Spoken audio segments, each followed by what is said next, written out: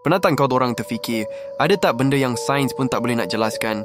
Benda yang betul-betul misteri sampai saintis garuk kepala. Hari ini, aku nak bawa kau orang ke sebuah kampung kecil yang nampak biasa je, tapi menyimpan satu rahsia pelik yang masih menghantui penduduknya sampai sekarang. Ini bukan cerita dongeng, ini kisah benar tentang seekor biri-biri yang menjadi batu. Jom kita terbang ke kampung Overtown yang terletak di West Dunbartonshire, Scotland.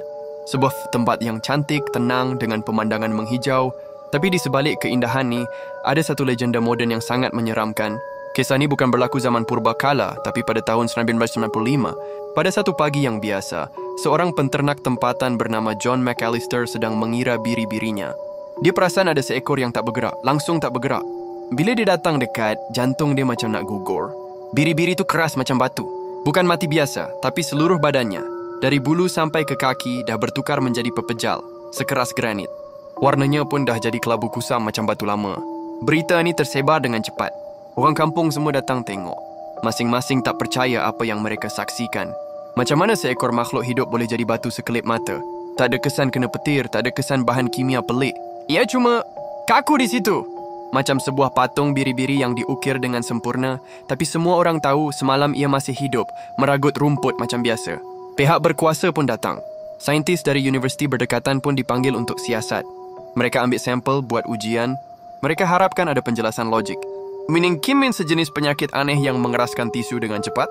Atau mungkin ia terdedah pada sejenis mineral misteri dari dalam tanah? Tapi, teka apa? Selepas berbulan-bulan kajian dibuat, para saintis buntu.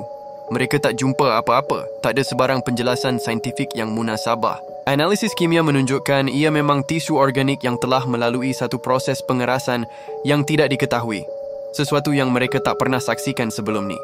Proses ni dipanggil petrifaction, tapi selalunya ia mengambil masa berjuta-juta tahun, bukan dalam satu malam. Orang-orang tua di kampung mula berbisik. Mereka teringat cerita lama tentang sumpahan di tanah Overtown. Kononnya ada semangat purba yang menjaga kawasan tu. Ada yang kata, biri-biri tu mungkin secara tak sengaja dah masuk ke kawasan larangan roh dan sebagai hukumannya, ia disumpah menjadi batu untuk selamanya. Cerita sumpahan ni mula kedengaran lebih logik daripada penjelasan sains yang tak kunjung tiba. Sehingga ke hari ini, bangkai biri-biri yang menjadi batu tu masih ada. Disimpan dan dikaji, tapi jawapannya tetap kosong. Ia menjadi satu peringatan aneh di kampung Overtown.